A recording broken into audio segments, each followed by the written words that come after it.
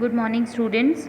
बेटा आज अपन जो पढ़ने वाले हैं चैप्टर नंबर 2 का टॉपिक इंडस्ट्रियल पॉलिसीज़ के बारे में। ठीक है, इंडिया के अंदर कैसी इंडस्ट्रियल पॉलिसीज़ थी, ठीक है, इंडस्ट्रियल डेवलपमेंट से रिलेटेड कि लाइसेंसिंग प्रोवाइड करनी चाहिए या सिर्फ पब्लिक सेक्टर अंडरटेकिंग्स होनी चाहिए, या फिर कौन कौन सी जो है वो रिस्ट्रिक्टेड एरिया है जहाँ पे आपकी इंडस्ट्री कौन सी ग्रो करेगी नहीं करेगी, उससे रिलेटेड गवर्नमेंट ने बहुत सारी पॉलिसीज़ बनाई थी। ठीक है, तो अपन वही चीज़ पढ़ने वाले हैं दैट आफ्टर 1947 टिल 1990, क्योंकि 91 में तो इकोनॉमिक रिफॉर्म्स आ गए थे। ठीक है, तो अपन स्टार्ट करते हैं। तो इंडस्ट्रियल पॉलिसी ऑफ 1948, तो after independence the first industrial policy was formulated bye the government. 1948 में प्लेस्ड हुई थी वो, और हमारे जो उस टाइम के इंडस्ट्रीज मिनिस्टर थे श्यामा प्रसाद मुखर्जी, उन्होंने 6 अप्रैल 1948 को कुछ इंडस्ट्रियल सेक्टर जो है वो रिजर्व किए थे, प्लस उन्होंने इंडस्ट्री से रिलेटेड पॉलिसीज़ को डेवलप किया था। और उनका मेन एम था कि that India is mixed economy. As we know that mixed economy हम फॉलो करते हैं हम लोग। तो मिक्सड इकनॉमी क्या होती है? It is a sum of capitalist as well as socialist economy. Capitalist और सोशलिस्ट इकनॉमी का समेशन होता है मिक्स इकनॉमी। तो we have to given priority to public as well as private sector. अपन को दोनों को इंपॉर्टेंस इक्वली प्रोवाइड करनी है। तो ये कैसे पॉसिबल हो पाएगा? तो उन्होंने कुछ पॉलिसीज़ को फॉर्मुलेट किया। ठीक है, तो उन्होंने क्लासिफिकेशन किया that the classification of industries are as follows. The large scale industries were classified in 4 category. Basically अपन ने 4 कैटेगरीज में क्लासीफाई किया था।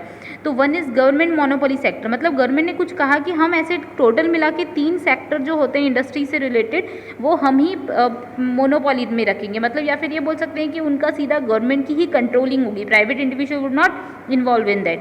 जिस फर्स्ट लाइक पे था मैन्युफैक्चरिंग ऑफ आर्म्स एंड एम्यूनिएशन। ठीक है, जो आर्म्स से रिलेटेड होती है, हथियार से रिलेटेड होती है, इन सब के जो मैन्युफैक्चरिंग से रिलेटेड वर्क होता है, जो भी इंडस्ट्रीज उससे रिलेटेड होती है, तो वो किसकी कंट्रोलिंग में होगी? तो it would be under control of government organisation. Next is production and control of atomic energy, anything which related to atomic energy. जैसे एटॉमिक एनर्जी पे सर्च करनी है, उसका प्रोडक्शन करना है, या उससे रिलेटेड कुछ इंडस्ट्रियल वर्क हो रहा है, तो it would be under government controls. ठीक है, वो गवर्नमेंट कंट्रोल में होगा, उस पर गवर्नमेंट की मोनोपोली थी। प्लस हमने रेलवेज के बारे में सुना था। तो दीज 3 वर सेक्टर्स जहाँ पे इंडस्ट्रियल प्रोडक्शन जो होगा वो किसके थ्रू होगा?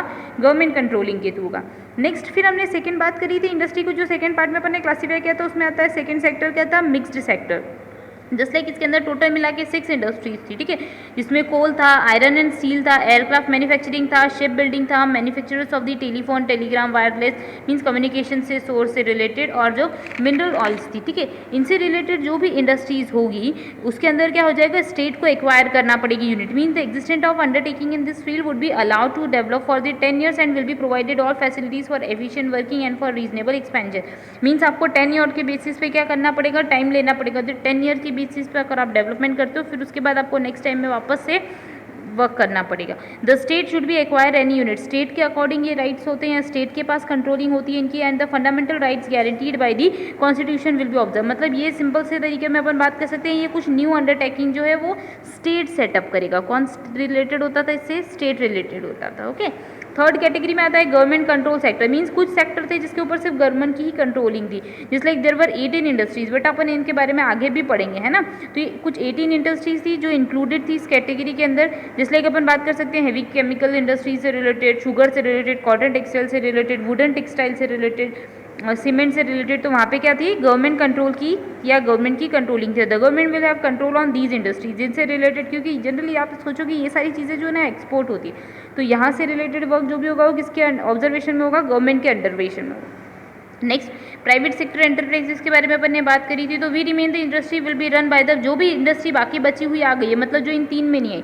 फर्स्ट अपन ने देखा जो फुल्ली गवर्नमेंट कंट्रोल थी, जिसके अंदर गवर्नमेंट ने रिस्ट्रिक्शन लगा रखा था, सिर्फ पब्लिक सेक्टर जा सकता था। नेक्स्ट में अपन ने देखा स्टेट का कंट्रोल। देन फिर वो अपन ने स्टडी करा कि वो गवर्नमेंट कंट्रोल से रिलेटेड 18 इंडस्ट्रीज थी। पहले 3 इंडस्ट्रीज से पढ़ा, फिर 18 इंडस्ट्रीज से पढ़ा, और रिमेनिंग जो भी इंडस्ट्रीज है वो किस में आ जाएगी? प्राइवेट सेक्टर्स की कैटेगरी में। इस तरीके का उन्होंने कुछ ड्राफ्ट बनाया था। इसके बाद अपन बात कर सकते हैं हमारा जो इंडस्ट्रियल रेगुलेशन एक्ट आया था 1951 के अंदर। तो ये जो इंडस्ट्रीज रेगुलेशन एक्ट जो है 1951 का, वो बेटा अपन को क्या बताता है?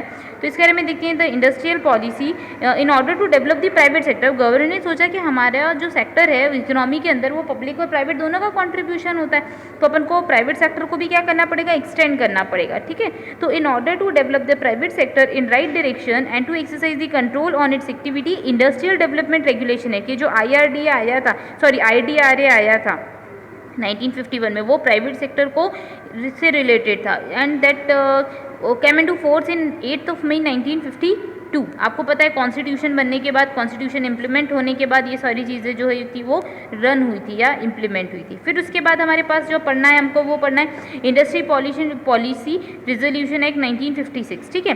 तो इंडस्ट्रियल पॉलिसी ऑफ 1948 कंटिन्यू। 1948 में जो अपने इंडस्ट्रियल पॉलिसीज बनाई थी बेटा, जो अभी अपन ने पढ़ी थी यहाँ पे कि श्यामा प्रसाद मुखर्जी की लीडरशिप के अंदर हमने जो बनाया था, जो रूल्स बनाए थे और क्लासिफिकेशन करा था, ये टोटल कितने ईयर्स तक कंडक्ट हुआ था? ये 8 ईयर्स तक था।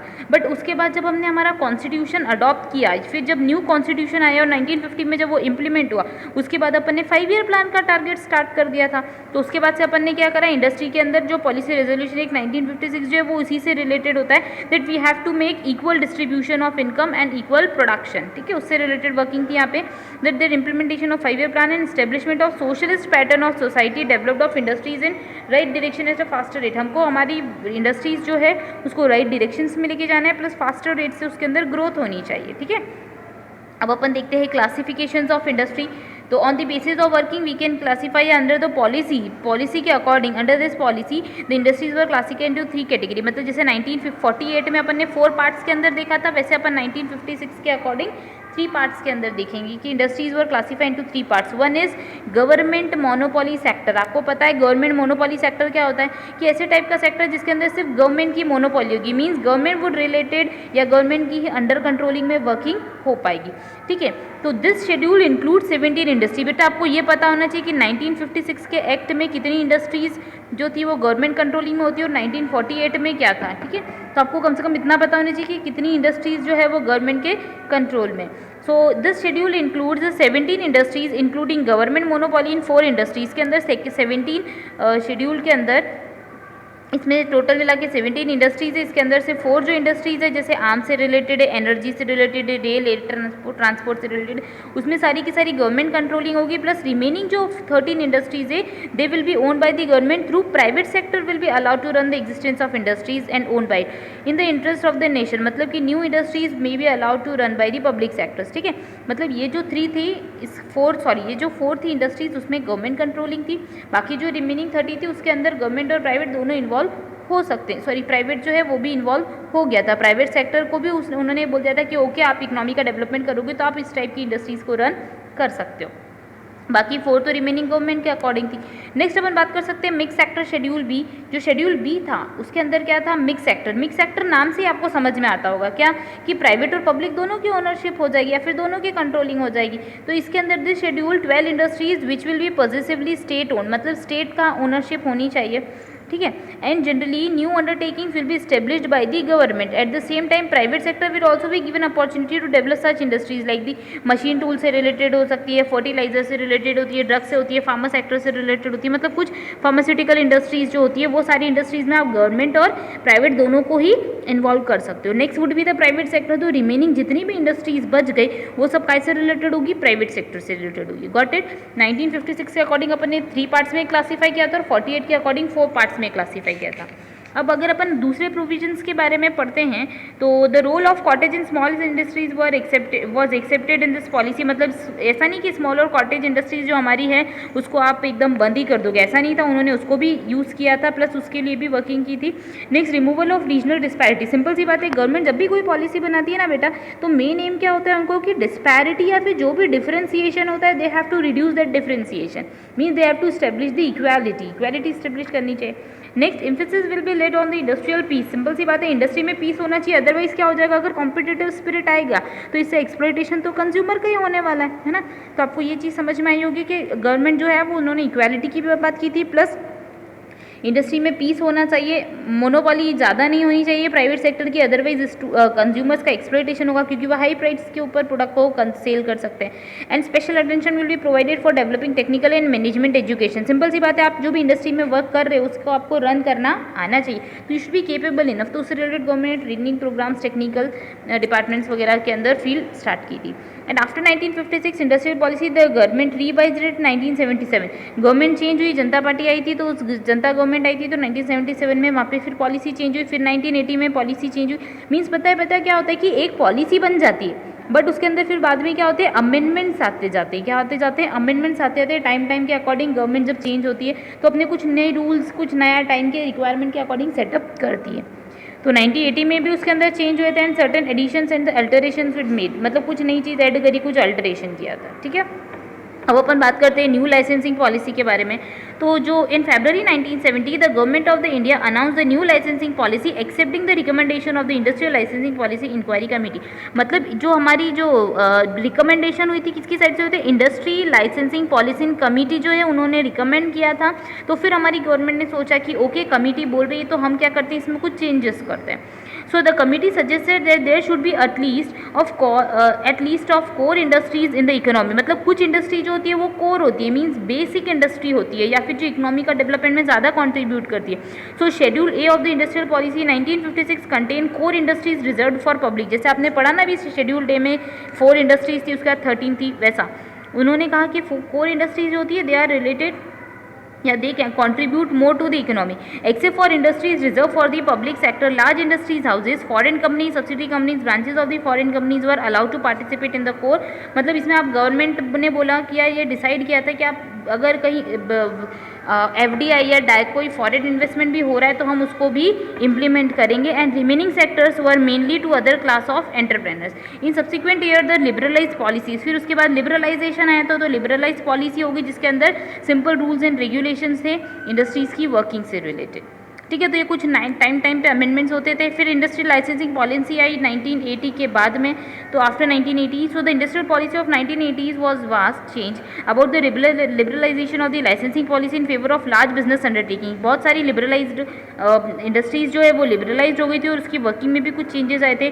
दे were even made from the provisions of monopolistic restrictive trade practices. बेटा MRTP जो एक्ट होता है वो किससे रिलेटेड होता है कि कुछ ऑर्गेनाइजेशन, आप कॉमन सेंस से सोचो अगर कहीं पे किसी चीज़ की मोनोपोली मीन्स सिंगल सेलर है तो वो किसी भी प्राइस पे देगा, हमको प्रोडक्ट को परचेस करना पड़ेगा, ठीक है। तो उन्होंने कहा था कि हमको MRTP एक्ट लेके आएंगे जिसके टूवर्ड्स जो भी मोनोपोली होगी या जिस सेक्टर के अंदर, जिस इकोनॉमी के अंदर, जिस सेक्टर के अंदर जो कंपनी मोनोपोली के अंदर होगी, हम उसको अंदर से जो भी रिस्ट्रिक्टेड ट्रेड प्रैक्टिसेस होती है उनको क्या करेंगे, रिड्यूस करेंगे। मतलब ऐसी प्रैक्टिसेस आपको इन्वॉल्व नहीं करनी जिसमें मोनोपोली हो, ठीक है। So trade practices and they were made for the provision for that and in January 1986 the government dislicensed 23 industries को उन्होंने डिसलाइसेंस किया था MRTP के अंदर से और फेरा के कंपनीज के अंदर से। ये कुछ नया जो है वो फॉलो हुआ था जिसके अंदर MRTP एक्ट हुआ था, कंज्यूमर का एक्सप्लॉयटेशन ना हो इस चीज़ के लिए। अब बेटा अपन पढ़ेंगे इंडस्ट्रीज रिक्वायरिंग लाइसेंसिंग कंपल्सरी। मतलब कुछ इंडस्ट्री होती है जिनको कंपल्सरी लाइसेंस चाहिए। तो इसमें टोटल 18 इंडस्ट्रीज है जिनके नाम आप लोग देख सकते हो अपनी बुक में भी दे रखे, जैसे कोल इग्नाइट है, पेट्रोलियम इंडस्ट्रीज़ है, फिर उसके बाद अपन बात कर सकते हैं सिगार से related, animal fat oil, sugar, इनसे रिलेटेड इंडस्ट्रीज। टोटल 18 इंडस्ट्रीज जिसके अंदर गवर्नमेंट ने लाइसेंसिंग कंपल्सरी कर दी थी। Next there are some list of industries which are reserve for public sector, just like 8 हैं टोटल। इसके अंदर आर्म एंड एम्यूनेशन से रिलेटेड है, एटॉमिक एनर्जी, कोल लिग्नाइट से रिलेटेड, मिनरल ऑयल से रिलेटेड, माइनिंग से related, mining of copper, lead, zinc से related, mineral specified से रिलेटेड, रेलवे ट्रांसपोर्ट से रिलेटेड। तो दीज वर सम इंडस्ट्रीज जिसके नाम आपको पता होगा कि गवर्नमेंट भी अपनी अंडरटेकिंग के अंदर रखती है, plus these were the listing, ठीक है। ये कुछ रिजर्व्ड सेक्टर थे जिसके अंदर सिर्फ पब्लिक सेक्टर अंडरटेकिंग वर्क करेगी। अभी आप लोगों को पता है कि रेलवे के प्राइवेटाइजेशन के बारे में आपने सुन ही रखा होगा, तो ठीक है। तो ये कुछ एक्सेप्शनल केस हैं या फिर ये कुछ ऐसे केसेस हैं जिसके अंदर सिर्फ गवर्नमेंट कंट्रोलिंग या गवर्नमेंट की वर्किंग चलेगी। बट अब नेक्स्ट टॉपिक पे अपन पढ़ेंगे प्राइवेट सेक्टर इन इंडिया और इंडियन इकोनॉमी के अंदर ट्रेडिंग कैसे होती है, कितने टाइप के ट्रेड होते हैं। Okay, thank you.